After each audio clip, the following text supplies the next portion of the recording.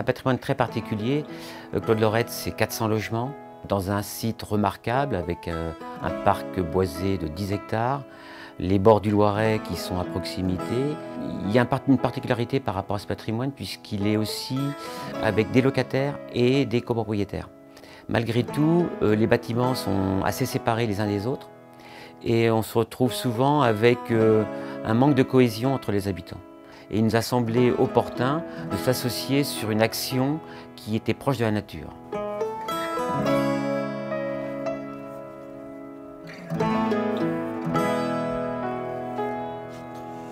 Bonjour. Bonjour Olivier. Bonjour Michel, qu'est-ce que tu fais là? Si vous êtes d'accord, on va vous habiller, puis vous allez pouvoir visiter une ruche.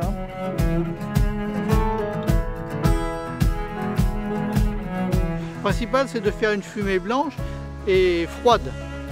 Parce que bien sûr, il n'est pas question de brûler nos abeilles, parce que nous les protégeons. Vous avez la partie basse ici, c'est ce qu'on appelle le corps de ruche, donc c'est la maison d'habitation.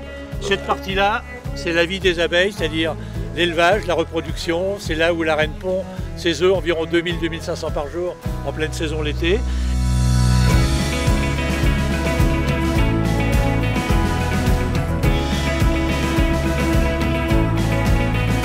Donc toute visite de ruche commence par le fait d'observer l'entrée des ruches. On observe l'entrée des ruches pour détecter s'il y a des problèmes de santé ou autres autour de la ruche. Ensuite, eh bien, on va enlever le toit de la ruche. Voilà.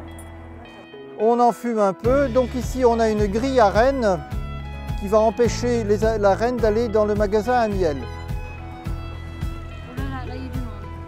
Ici, vous avez tout plein de miel qui vient d'être operculé.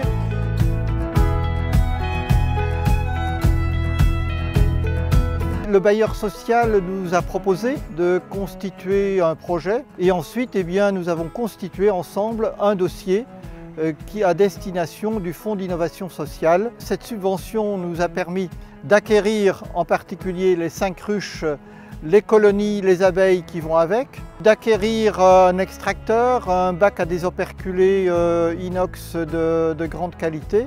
On a installé ici 5 ruches pour que les habitants du domaine puissent effectivement prendre connaissance du monde des abeilles et de l'apiculture, mais au-delà du fait de prendre connaissance, c'est de réellement participer à toutes les activités d'opérations diverses que nous sommes amenés à faire sur les ruches, sur les abeilles. Le nombre de locataires que nous avons effectivement, je dirais, touchés est de l'ordre d'une 40aine aujourd'hui.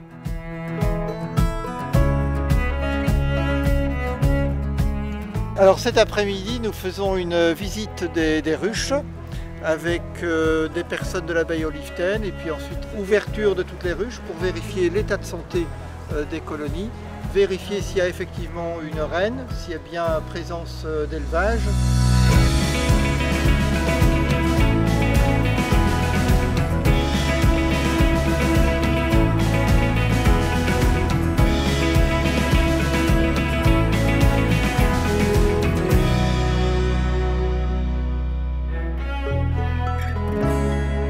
La reine est ici, elle est magnifique.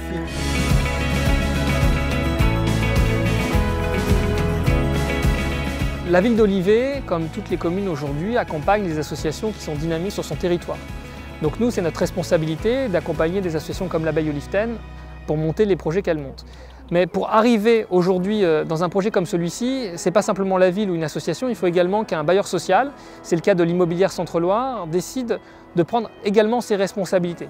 Parce que l'association, elle est à la disposition de partenaires, mais il faut qu'il y ait une démarche sociale avec un accompagnement des résidents, des gardiens.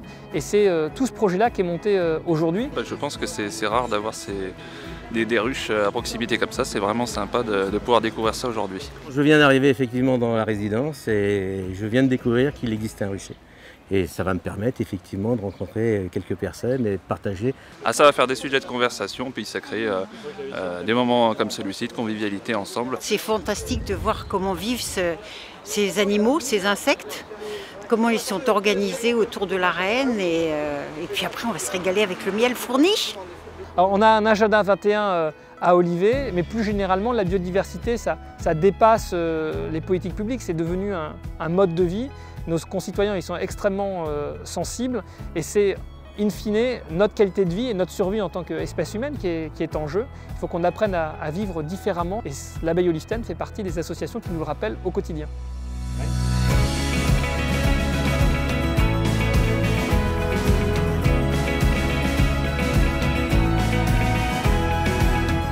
L'abeille, grâce à sa biodiversité et puis au maintien de l'écosystème, nous a semblé un vecteur très intéressant, créer du lien social, de la biodiversité et de l'équilibre environnemental. C'était pour nous quelque chose de très important. Le Fonds d'innovation sociale a retenu notre action sur 3 ans. C'est important que ça soit sur une durée longue parce que le monde des abeilles est lié aussi à l'environnement météorologique. Il faut s'inscrire dans le cadre de l'environnement et du temps dont on dépend.